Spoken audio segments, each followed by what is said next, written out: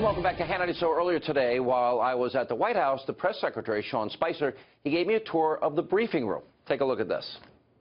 All right, if I stand behind there, I'm in trouble, right? No, you're not. Here, take a couple questions. Now you get to see what it's like. Are any of the liberal media here?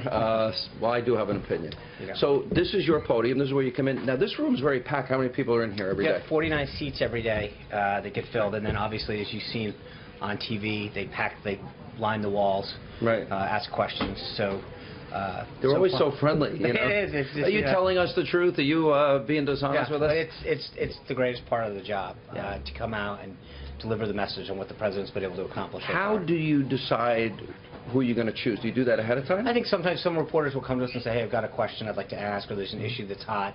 Or you're actually, you know that a particular reporter's covering a subject or a beat, right. And you want to get that out in front early.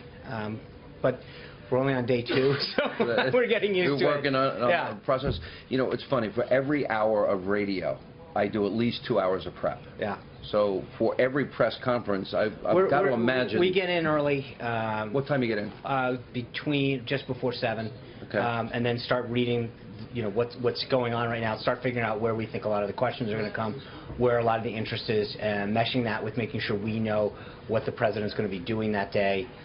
Confirming that, making sure what action he's going to take, what meetings he's going to have. Do you see the president most days before you come out here? Yes. You do? Every day?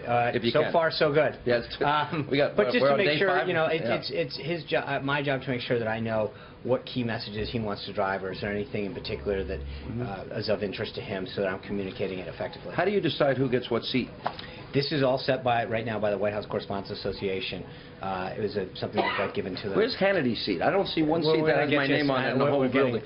Fox is right there. Fox is right there, front row, second one in. Right. And so each of the networks sits in the front, and then it goes back, and it's one of the issues that helps.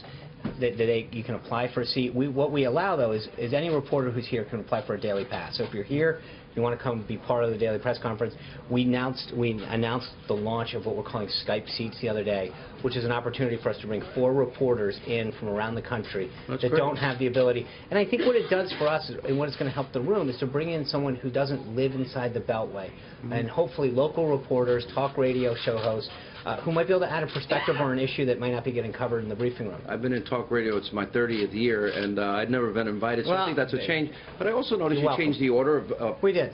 Producing people. I would like to come to one of these. You're welcome anytime you want. Okay, but I don't know if Fox will give me their seat. No, well, John Roberts. John Roberts, we're good friends. I'll borrow a seat for the day. Just borrow it. You guys could share, squeeze it in. Squeeze it together. Yeah, it's a big seat.